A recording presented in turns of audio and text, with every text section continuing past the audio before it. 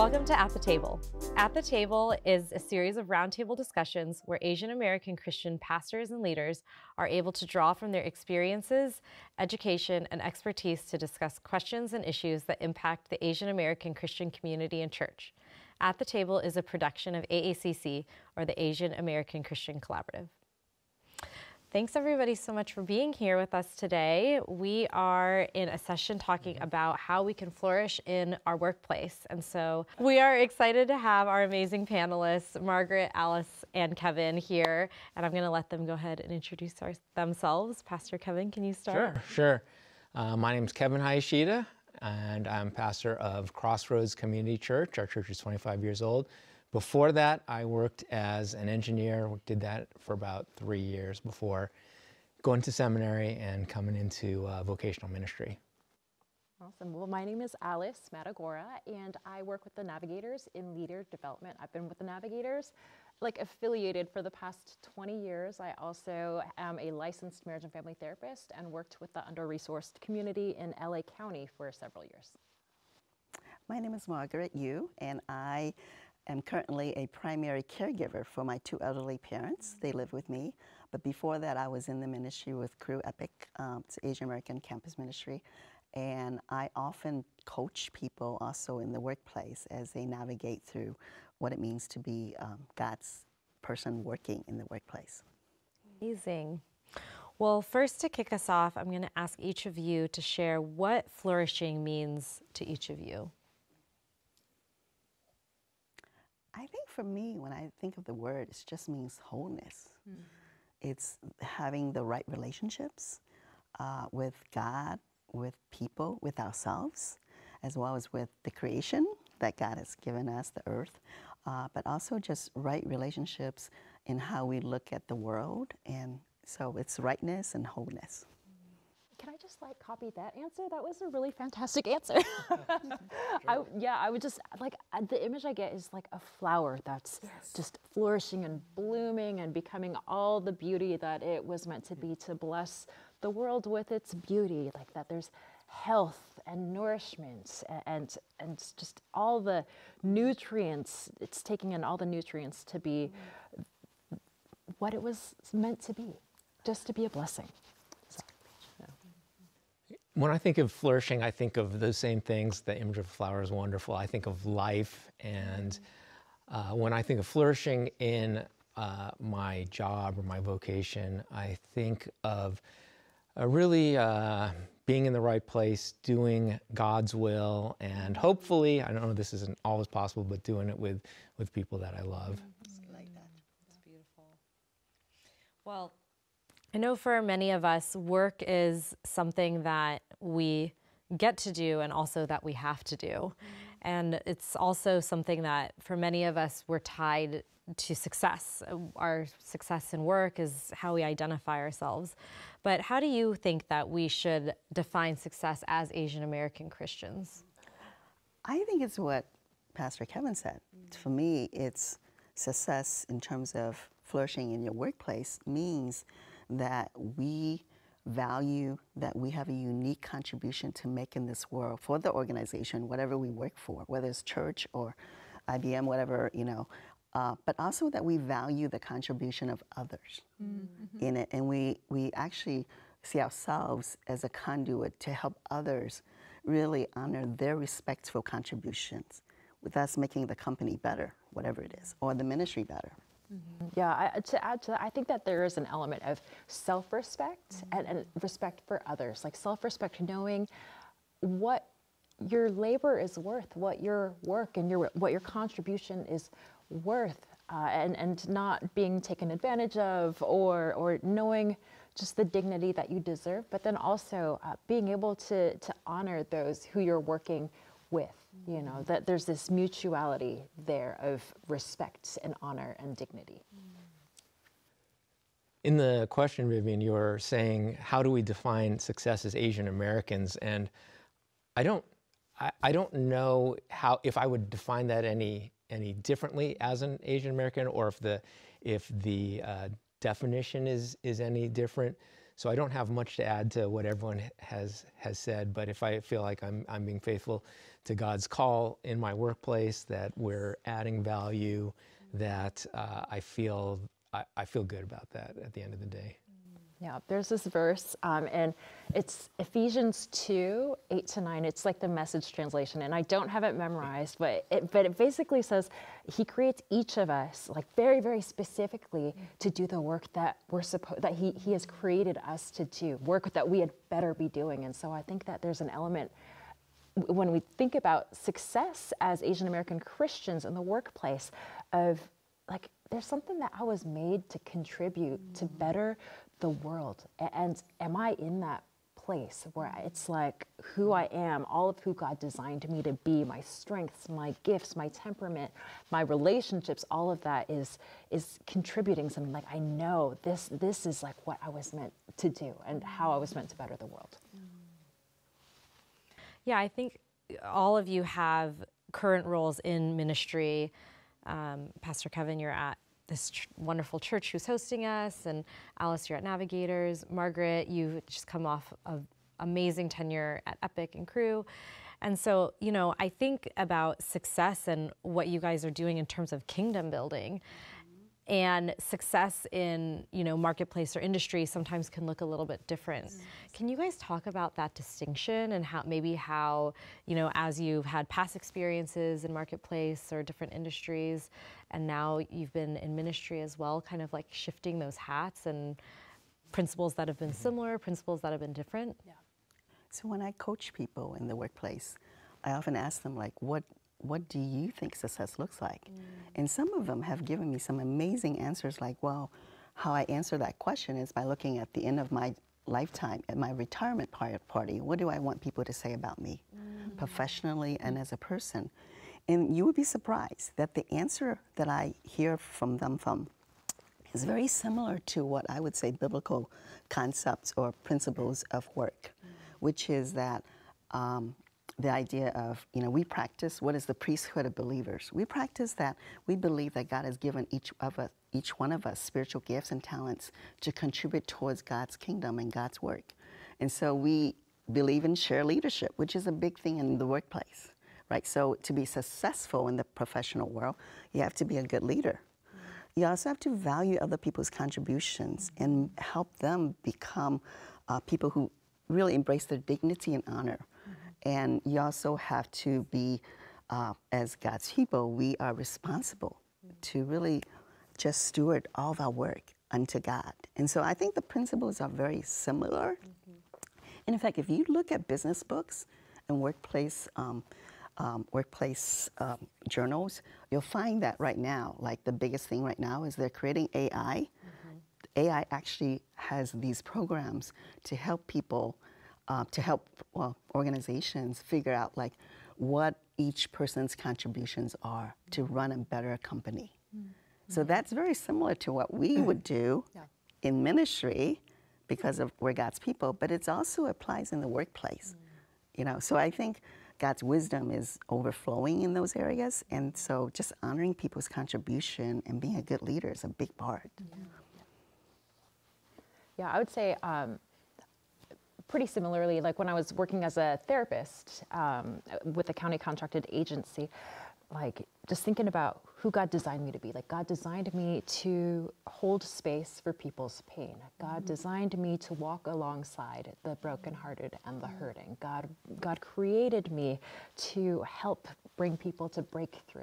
And so I felt like, man, I'm killing it at work, like just success at work. I have success at work when the one client who I've been with for 10 weeks, when they finally have a breakthrough and they finally understand, or they're finally able to forgive themselves for something that they thought was all their fault, but it had nothing to do with them. Or the teenager, they feel like, okay, I have somebody on my side. Like my teachers might suck, my parents might, everybody might be against me, but I have someone on my side, my therapist, and that is success to me. I think it's, the same principles as what, God, who have you designed me to be? What are my strengths, my temperament, and am I using that to bring goodness and health and shalom and flourishing to the world? Yeah, that word vocation, I believe, is from a Latin word from calling, so like voice. So the idea is that everyone has a vocation, that they are called by God, and some people will be in like vocational ministry, but most people will not.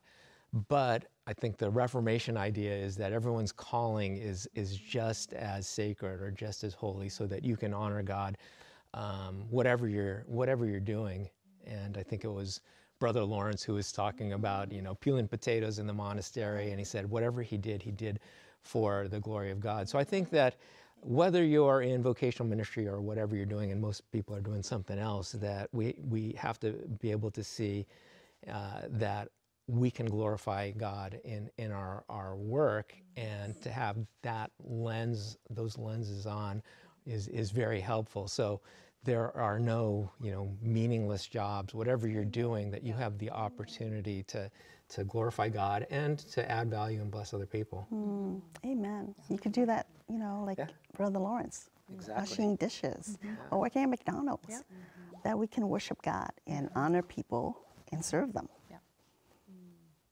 And I think that's such an important point, because when we come back to this question of how do we define success as Asian American Christians, I think oftentimes, as Asian Americans, we're considered to be very high achieving. I think that's kind of like, we've talked about the model minority myth, and I think, this idea that every job, every vocation is contributing to the kingdom of God is so important, and I think is something that we really need to be reminded of. Alice, you said something interesting about doing the work that God has designed for us to do, and I think, Pastor Kevin, you talk about vocation as well, and this calling, and that's very, I think, so relevant to our discussion. And then I also think about who God has designed us to be as Asian Americans. And so one question I have for you all is, what values or rhythms, if any, have you found to be different as an Asian American than non-Asian counterparts, or in maybe majority culture workplaces? I can tell you, I don't know if this is specific to Asian American Christians or Christian, but 7 years ago, 8 years ago, my husband and I, we took our first sabbatical, and it was the first time that I had ever practiced a Sabbath. A day, a holy day set apart for the Lord, where I am ceasing from any work, any labor, any consumerism, anything. And so as I was, preparing for this Sabbath and approaching this Sabbath, it was like revolutionary to realize I don't think that I have ever stopped striving a moment in my life. I think from the moment I was born up until that moment of Sabbath, it's been striving and achieving and moving towards something. And that moment in time was like a gift that Sabbath is a gift from the Lord. It is a gift. It's not a burdensome command or demand that he makes of us. I mean, you think about it, my childhood was filled with violin and orchestra and piano and, sports, but she's not really athletic. So, just all these activities to get me in the best college, and then I study and and never having a day of rest in all that time. Always, even on my days off, doing chores, shopping, whatever, to have this space as a follower of Jesus where I could just simply be, that was revolutionary. It's addicting. It's a gift. My husband and I, we try not to miss Sabbath. In busy seasons where we're traveling a lot, we still schedule out our Sabbath because we've seen it as crucial to stop. We have to stop, otherwise we'll run ourselves to the ground, and it is a gift from the Lord for us to stop. So that's something that, as a Christian, that I don't think I've seen practiced in the secular world, or even a lot in Christian culture, but a practice that I've come to really value. I think as Asian American Christians, what I see, how we contribute to the workplace with our values and rhythms, I see the value of community. So oftentimes in the workplace, you have to be some kind of team leader or supervisor. So the best supervisors are ones who make people feel welcome and honored. And so it increases productivity in the workplace. And so I think that's really important that we see that as Asian Americans leading a team, what we bring naturally is we're a lot relational, family, and I'm going to say the rhythm of eating. Sounds funny, because we talk about this in ministry, the fellowship, the theology of the fellowship of food, you know, the table, fellowship at the table. So much happens at the table. And I think even in the workplace, it's like the water cooler conversation for us is the meal. And if, you know, if you can get a coworker to feel welcome and loved and safe and honored, you can work with them towards the goal better, right? That's true for ministry. And so I think that's a big part of what we bring. I think we're very, what I call partnerability, because of who we are as liminal people. We kind of understand other people's stories more, like in the Japanese culture, it's called amorayari. We can anticipate people's needs, and we understand, we can put ourselves in other people's shoes. So that makes us better people to partner with others. And partnership is a key point to any workplace. And so I think those are the things that I see that we bring as Asian American Christians specifically.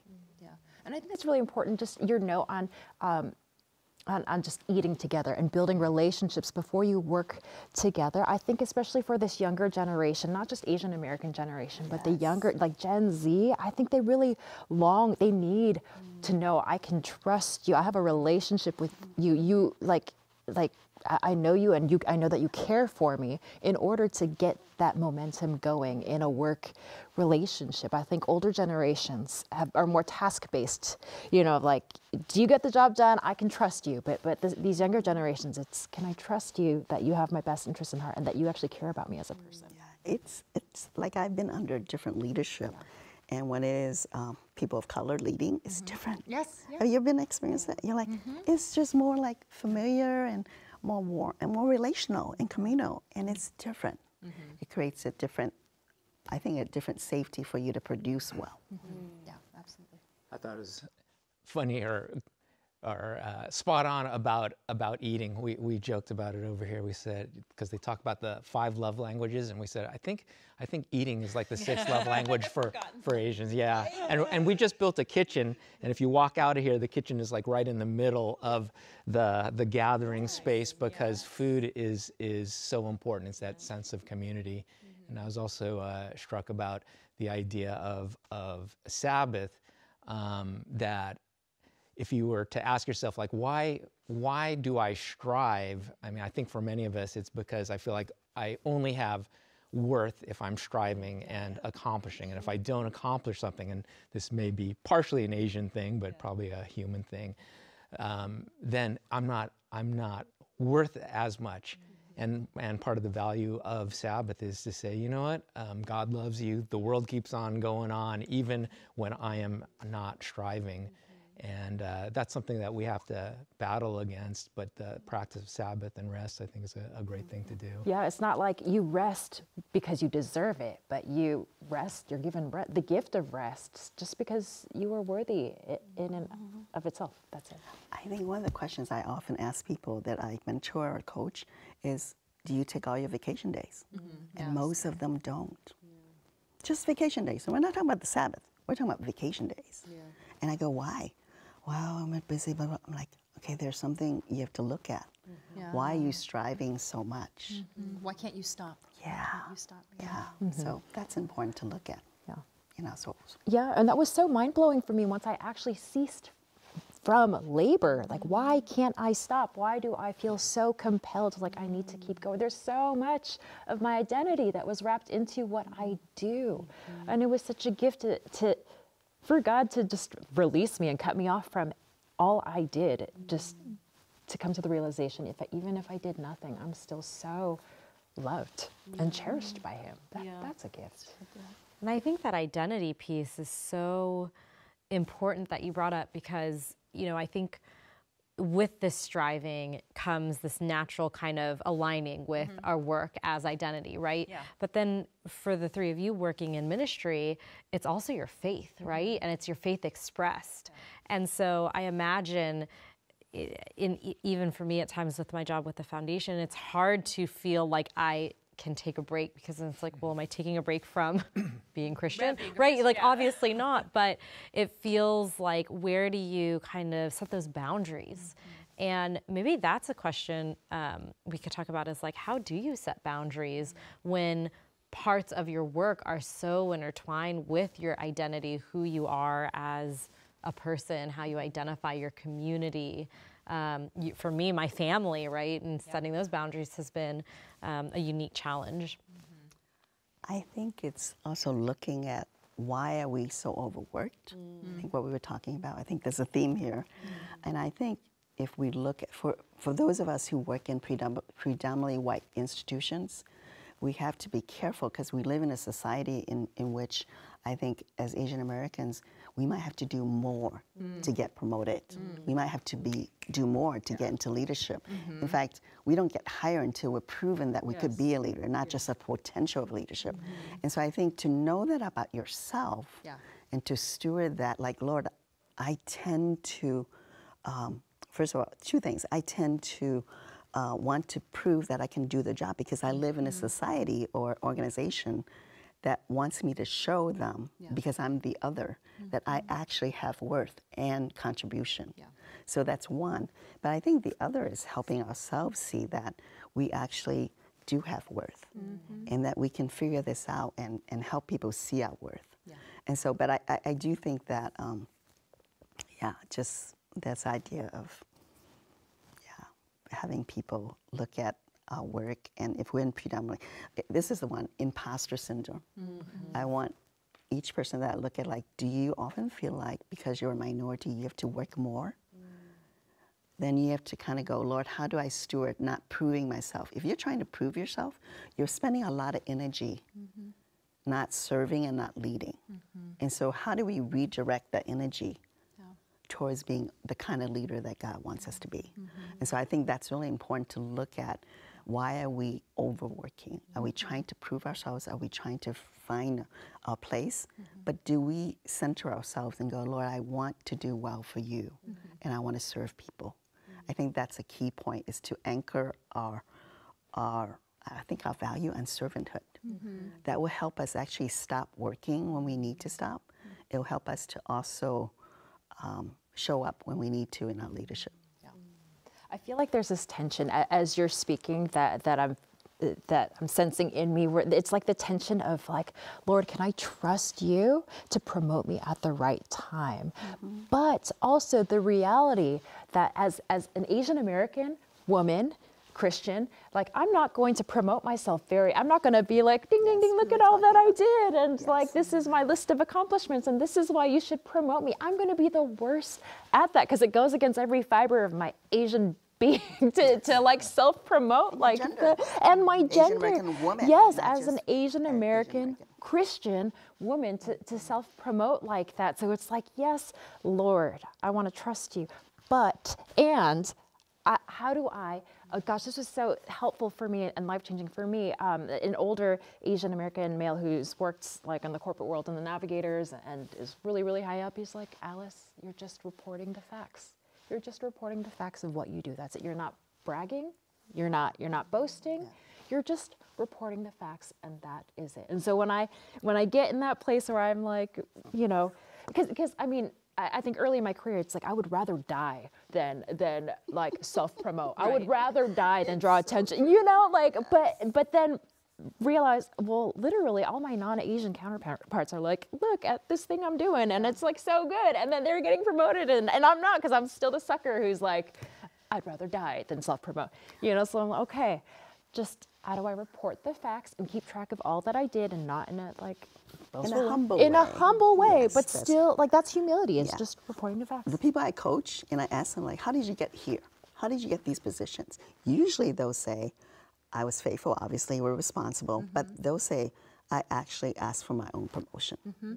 They literally asked for their own promotion or created venues for them to lead. And so that is actually something that I feel like the older generation doesn't do as well. I'm going to say this, I love the younger generation, because I think the younger generation does better in promoting themselves in a way than older people like myself. Because in the older generation, we are trying to fit in. We're trying to prove ourselves. Yeah. The younger generation with social media, that's given them confidence. I know high school kids, they have their own business, successful business. The way that I've tried to keep boundaries is just what we're talking about, is really Sabbath and communicating that with the people that I work with, and they've been good about honoring that. That at least for me, because of my rhythm, is that after Sunday afternoonish till like Monday evening, I have a break, and that's a time that I try not to, I don't answer emails, I don't do anything, I just disconnect, and people know that, and that gives me a clearly delineated period where I'm not striving or doing anything. I try and do something life-giving, go out with my wife, go walking around, and that has been part of our practice for a while, and it's helped. I think if you rest well, then it will also help you on the other 6 or 5 days of the week. You work well if you rest well. Exactly. Yeah, and for longevity too. Exactly. Yeah, it's a meme. I saw a meme one time. It was about rest days. I don't think it was a Christian thing, but they talked about the difference between unplugging and recharging. So I think about that with my Sabbath, like unplug it. It's like when my phone, it's unplugged, it's still, the battery is still draining, you know? And so I see Sabbath as a time to unplug, unplug from work, unplug from emails, unplug from people, but unless I'm actually like going to recharge, right? Like unless my battery's being recharged, I think I got that wrong. But anyways, there's the 2 parts of my Sabbath that I think about is unplugging from work and whatever drains my battery, and then recharging. Like, what are the things, what am I plugging back into to recharge my battery? And so there are times, you know, where when I'm thinking about boundaries, like let's say if it's like hanging out with people, like, do I think, is it going to drain me more than it recharge? Like, am I still like giving of myself? Not like I want to be not generous on my day off or anything, or on my Sabbath, but it's just something that I weigh. Or if it's like, no, this would genuinely recharge me and give me energy and renew my spirit for the next week. That's kind of how I assess like the weird, mushy boundary line in vocational ministry is like when people are and faith are part of your work. What do I engage in? What do I not engage in? So. In your guys' observations, how have perspectives on vocational flourishing changed generationally? And, you know, the concept of vocation is typically seen as God-given or personal or individual, but in many Asian households, there's other people who have a lot of opinions, and particularly, you know, the parental or the familial influence on shaping their children's vocational aspirations. So I'm curious, both, you know, from a ministry perspective, but also, you know, you have experience as a therapist, you see lots of families in your congregation as well. How have you seen that thinking change and evolve? Yeah, well, when I think about the generation that came before us, my parents' generation, I think about my dad and his peers. So I know my dad actually wanted to be a pharmacist. He liked to play with chemicals and do stuff when he was a kid. But he wasn't able to because of the cost of school and everything. So he became an engineer, as like he's got 6 brothers and they all became engineers too, because that was like the safe thing to do. And he never thought about going back to school. It was because he had responsibilities. He was very, you know, hardworking and diligent and responsible, that he just said, he wasn't thinking about what do I do to make myself personally fulfilled, or what I don't even think he asked what his calling was. He just said, I have a responsibility and I'm going to do it. And I have a lot of respect for that. But I know that a lot of the younger generation, if they don't feel like they're getting fulfilled there, they probably would say, well, what am I supposed to be doing? And they might make a whole bunch of different career changes. So I think there's a little balance there. Like, I do respect the sacrifices that the people who went before us made, but I don't necessarily think it's the greatest just to be stuck in some place that perhaps you're not doing exactly what God created you to do. So I think there's a little balance there. And when you're talking about the next generation, and I think about our kids, I think we've tried not to put that any of our expectations on them, but just to encourage them to see maybe what they're good at and offer opportunities for them. But in the end, we didn't tell our kids what to do. It's like, it's their choice, and we're there to support them and encourage them. And I feel like, at least in our case, they had the freedom to end up going the way that they wanted. And in Proverbs, it says, train up a child in the way they should go, and when they're older, they won't depart from it. And I think one way you could look at it is there's a way, like a way that God created you and kind of your personality and giftedness. I think you could look at it that way. So if you train up your child in that way, then you're setting them on this good path. Yeah, that's such a good word. You know, so I'm second generation Taiwanese American. My parents, they immigrated here. They met in the States.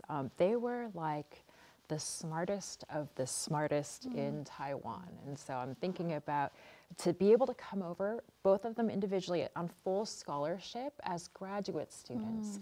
That involves a lifetime. They weren't Christians, a lifetime of no mistakes, a lifetime of constant achievement, a lifetime of getting it exactly right and beating all of your peers. Like that is their lives, you know, is perfection, just to be the best of the best, just to come over. And so they were hard on us growing up. They were really, really hard on us growing up, but that was because that was their reality. That was what they needed to do in order to create a better life for themselves and the generations to come. My dad always, he laments, they're Christians now, but he laments that 2 of his 3 children became missionaries. Nobody became a chemist, you know, and so, like, but, and the walk, it's hard to walk that fine line of like, how do I honor them for the sacrifices they made so that we could have a better life and have the freedom, like, we have the freedom to be able to decide, I want to go in full-time ministry, you know,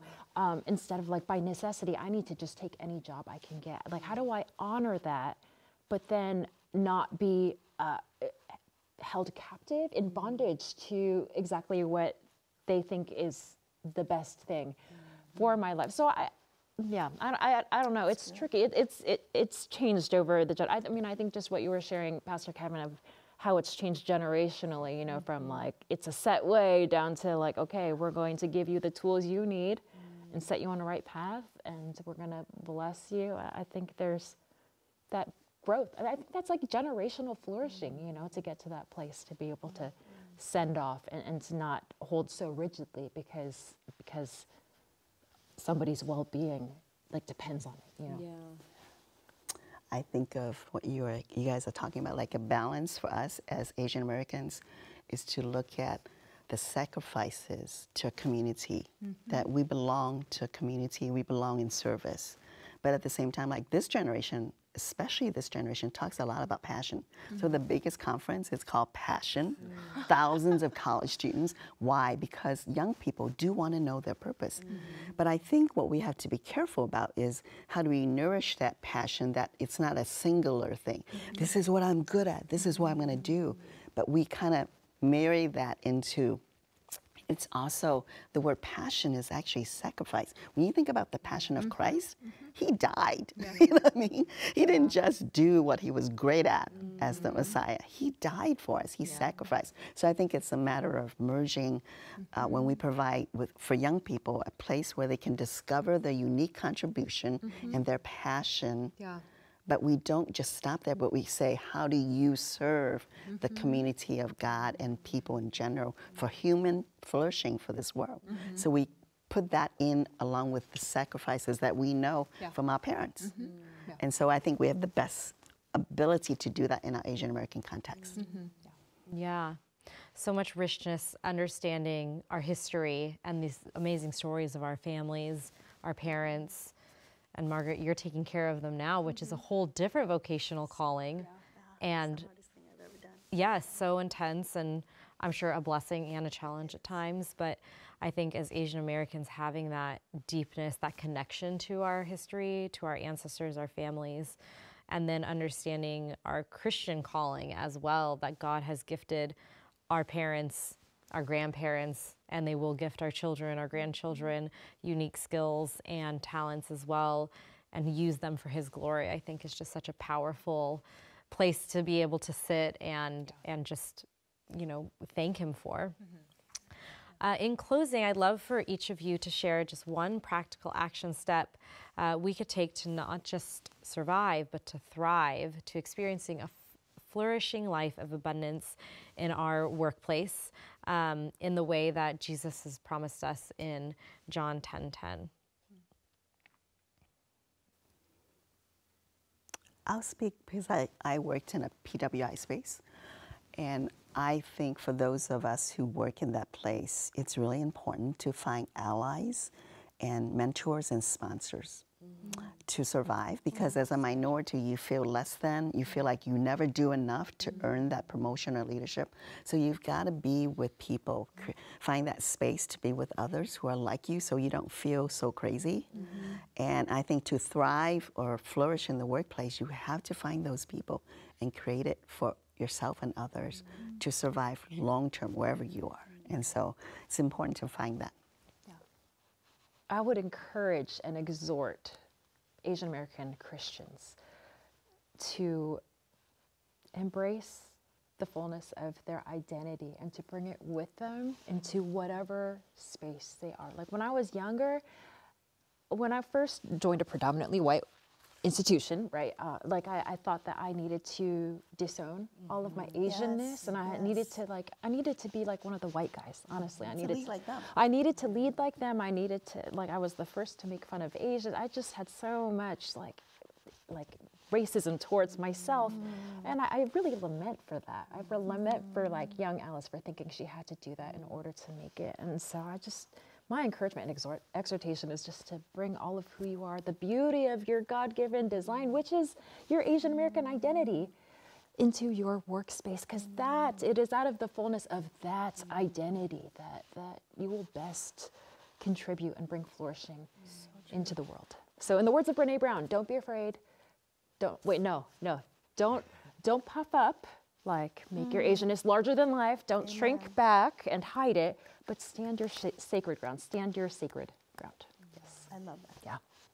Yeah. It seems like the John 10:10 is maybe a theme of what we've been talking about, and I've shared a little bit earlier, but that idea of Jesus coming to bring life and life abundantly, and that the people that he was speaking to just were in a very difficult place. I mean, they probably had jobs that were very, very difficult, and they had no chance of changing careers and changing jobs. And yet Jesus makes this offer to them and tells them that they can have abundant life wherever they are.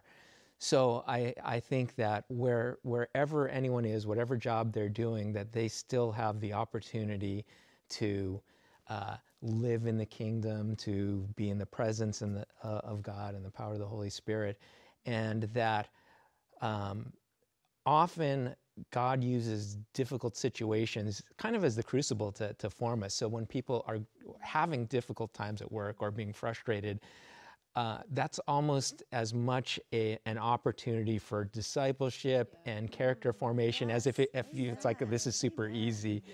So God uses those things wherever you are at, and you can be blessed, and that you can be a blessing wherever God has placed you. Can I just say, I love that. And I want to say that so much of our time is spent in work, right? How many hours do we spend each week? And it is an opportunity, an invitation for us to be spiritually formed in our workplace, right? That God can use our coworkers, our supervisors, those that we lead, to help shape us and to help us build in our faith. So I love that. I think that's a great lens to look at work, that it's a great place for me to be spiritually formed by God. And how will he do it? Through people around me. Yeah, absolutely. So. Well, thank you all so much for this conversation. It was absolutely amazing. Thank you to our panelists. Thank you for all of you tuning in to At the Table. I hope that it was a blessing to all of you that were listening. It certainly was a blessing to me. If you've found this helpful, we encourage you to share it with others. Please make sure you sign up for the AACC newsletter at the website AsianAmericanChristianCollaborative.com or AAChristCollab.com. You can also follow AACC on social media at AAChristCollab. AACC is volunteer-driven and donor-supported, so if you'd like to give and support the ministry, please give online. Thank you so much for tuning in. See you next time.